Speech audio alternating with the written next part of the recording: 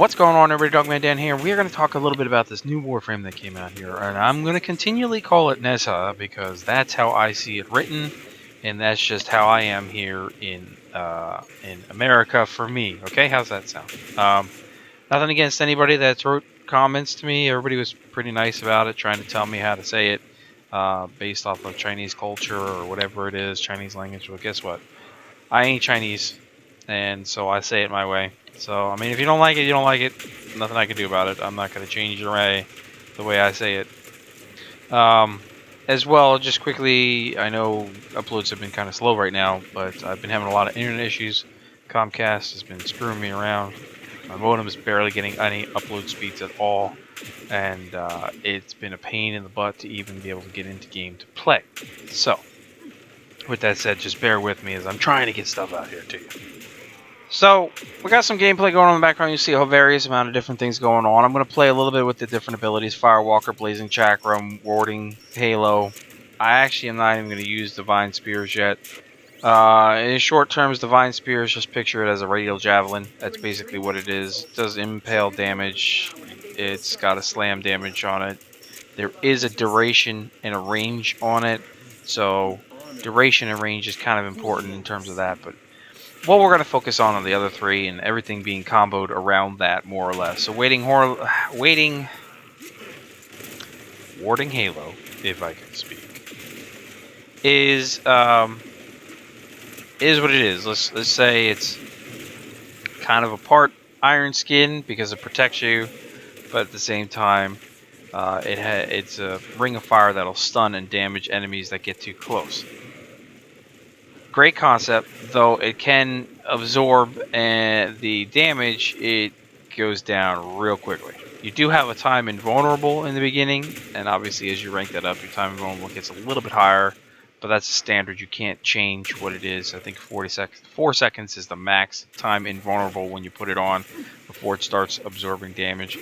However, what I noted is where I'm doing in the video right now, my damage per second when the enemy walks into it is supposed to be 112 through 150 damage per hit, basically. On a level 10 enemy, you see that number no problem. On a level 41, which you'll see in the background somewhere in here, I'm doing 18 and 19 damage. So there's a scaling issue, if you will. And somebody needs to fix that because that is definitely a bug.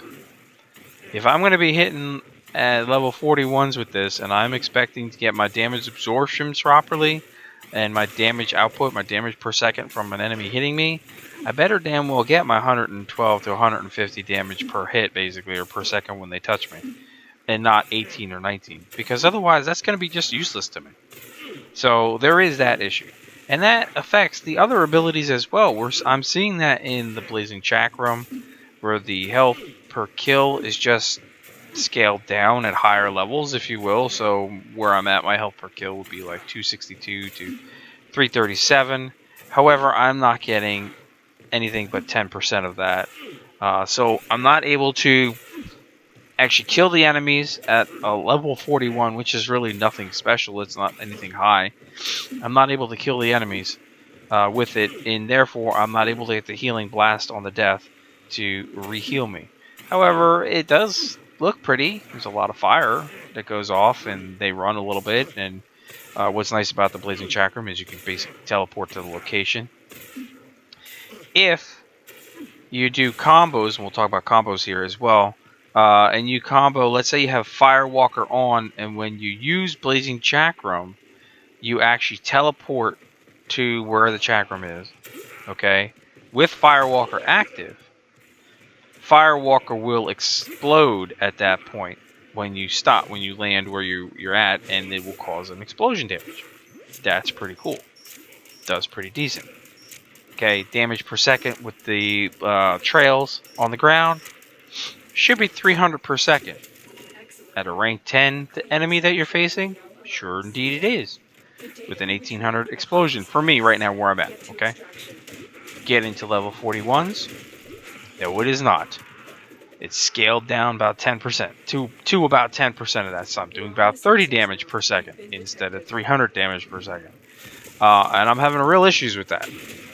I don't know if anyone else has noticed that, but you know, it's there. This frame could be freaking phenomenal if they fix it so the actual damage that's supposed to be output is being output the way it is. Beautiful armor abilities. You know, you've got so many different things going on in here. Very flexible, very fast. Lots of things. But there's some issues.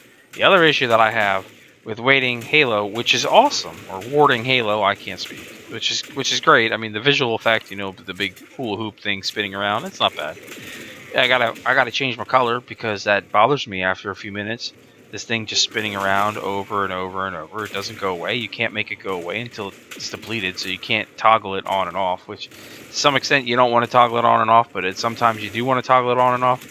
When you try to hack a console and this thing is on, oh my gosh, it is so disturbing trying to hack a console. It's horrible. It's horrendous. Because the thing keeps spinning in the background and it gets in your way of trying to hack a terminal because your eyes keep going towards it when you're doing it when it's spinning around. So that I kind of have an issue with too. So I mean, warding Halo is great, but there's some downsides to it. The visual effect it's not like an Iron Skin visual effect where it's just on the body.